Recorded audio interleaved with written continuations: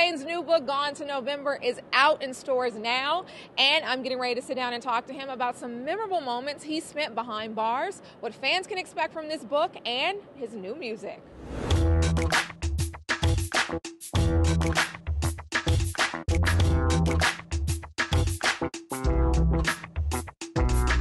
So congrats on the book. Let's just start with there. Let's start with that. Did you plan on releasing it, or were you just using it as therapy in the time, like to just get through the day? It wasn't my idea to release it. It was my homie idea, so I was just having something to look forward to when it's time to lock up. Yeah, because I was so used to, I am used to staying up so late because I work late in the studio every night. And back there, you gotta lock in at a certain time. I forget what time it was. I want to say like 11 or 10:40, something like that. And so I'm just up in the cell, you know what I mean? Everybody else was used to locking in, going straight to sleep. I didn't know how to do that, so I had to have something to look forward to every night, and that was to write whatever happened during the day. So are we getting all of your diary, or we kind of just getting? All of it. That's everything. Yeah. Wow. How many pages? About how many? I don't know. Just hundreds and hundreds. You just. No, but it's a lot. It's a lot. It's a lot. Mm-hmm. It's a lot. What do you hope people get from reading this now? You know, this was 6 years ago, a time in your life that is, you know, long gone now. But what are you hoping that they get out of this story? Honestly, if you are a fan, and I know for a fact I don't give out a lot of personal information about myself unless it's through music, and it's up to you to believe if the line was true or not. But yeah, so if you're gonna get anything, I guess you get a little inside of me, or you get a little inside personal whatever. I guess to find out things you didn't know I do, or find out ways you didn't know I think, or thoughts of things you didn't know my thoughts on. Hopefully that's in there some way. There's a piece in the book where you say you don't think you're going to keep up or connect with anybody after you're out of here. Maybe the COs, right? You say that. Have you done that? Do you still talk to them, and is there anybody else that you may be like, how is Coach? How is A1? Like, the COs. There's one of them that I'm still real cool with, and he's cool with all the rest, and so we all still kick it. Yeah. They were actually just at the autograph signing, all of them. I haven't heard from any of the prisons, the homies that I was locked up with. Nobody, actually nobody. Yeah. What do you think? I hope they all right though. Yeah. And Jamaica, I hope he's all right. Yeah, I hope all of them okay. Yeah, they took Jamaica, man. It's cold. Yeah. What do you think was the dopest piece of advice, though, that you got while you were in there?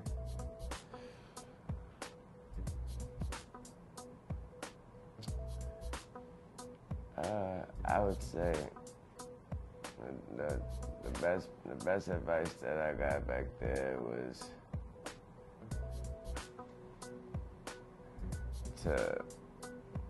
to keep your towel on your cell when you're doing things you don't want nobody, you know what I mean? And your towel on your cell is supposed to mean you're taking a number 2. Gotcha. You know what I mean?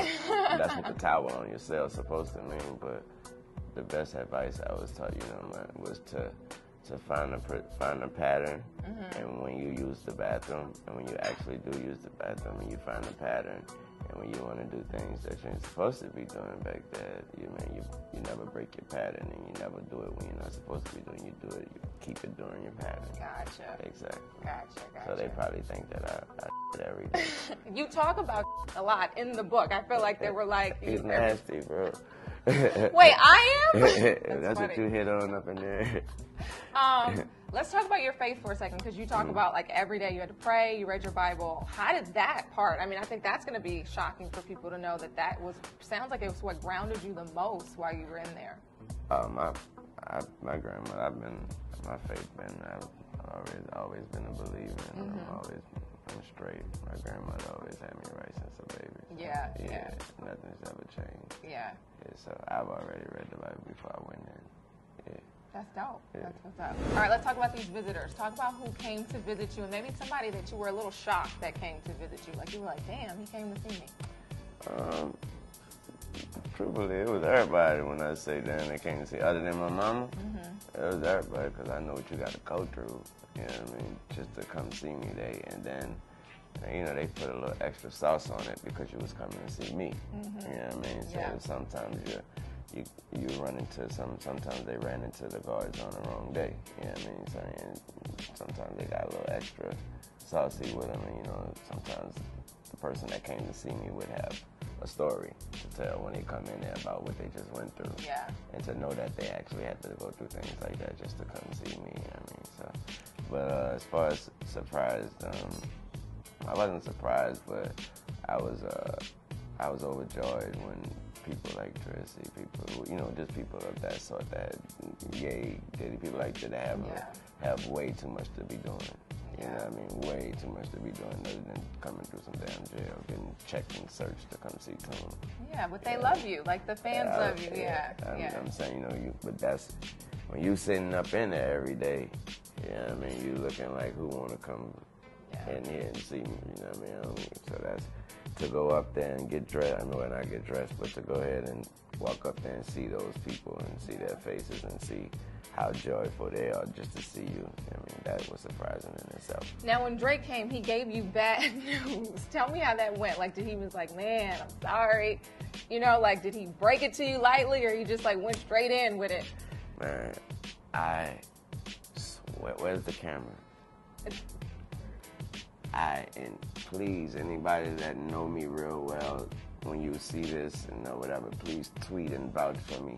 I have a very, very, very terrible memory, and I swear to God, I don't know what y'all talking about.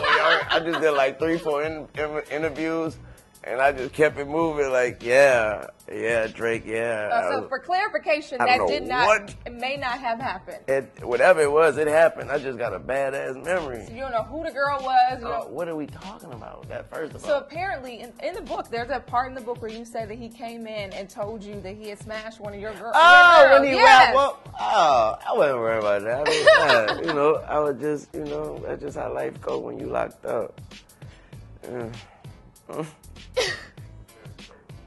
Yeah, I know. But she's done. You moved on. Life is good. Life is good. Will you rap about that? Do you think it'll end up on a song? Maybe you two might, No. No? She still be texting me and stuff, Like, stop texting me, too. For real. Because it still hurt. Does it really? No. But now I remember, though. Yeah, he rapped. I don't know who he rapped. When you in jail, though, even your side is your main. When you in jail, I could talk to you all day. When you in jail, it could be somebody when you was out of jail, you ain't never text her back, you ain't call her when she called you. You couldn't tell her what color her hair was. That's how much you ain't see her. But when you in jail, whew, if she don't answer that phone when you call, Lord have mercy. All right, can we talk about music? Because you tweeted, it was a little cryptic. Everyone was like, is he retiring? So for clarification, are you quitting the game of music? No, I was retiring from using certain beats. There was these beats we had been using. I retired from them bitches. Them bitches stink. Gotcha. All right, well. Don't worry about hearing me on them beats no more. That's all it was. Do you feel like there is a light at the end of this tunnel? Y'all keep saying that. Is that how somebody else referred to it? Damn. No, it's all good. And like I said, even if I don't see a light at the end of the tunnel, if you are a fan of mine, go and get behind me and know that if there's a wall at the end of the tunnel, I'm going to bust that bitch down, and guess what? There's a lot of light on the other side. Now, what are you thinking in terms of music? Like, what can you tell us? Like, more mixtape stuff, or do you think you'll do some more stuff with Tidal? Like, how do you think you'll roll out this music? Whatever, however I can get it out there, it's going to get out there. But I know for a fact I'm going to always do the mixtape thing because I got too much music sitting around. And I be looking, what are you recording it for? So you got to put it out. And I got a real good relationship with the mixtape world. I mean, mixtape is a part of Lil Wayne. I mean, that's a part of my history.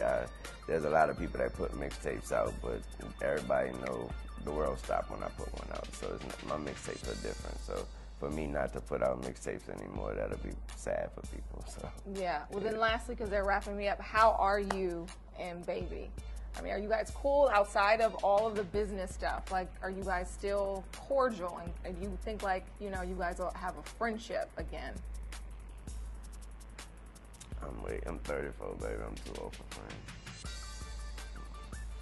You guys are more like family, actually. So friend actually is a little bit kind of like dumbing it down. You guys are definitely like fam. No, his last name isn't Carter, baby. He's not family. That's what's up. Well, that's it from here in New York City. I'm Jasmine Simpkins for Hiphollywood.com.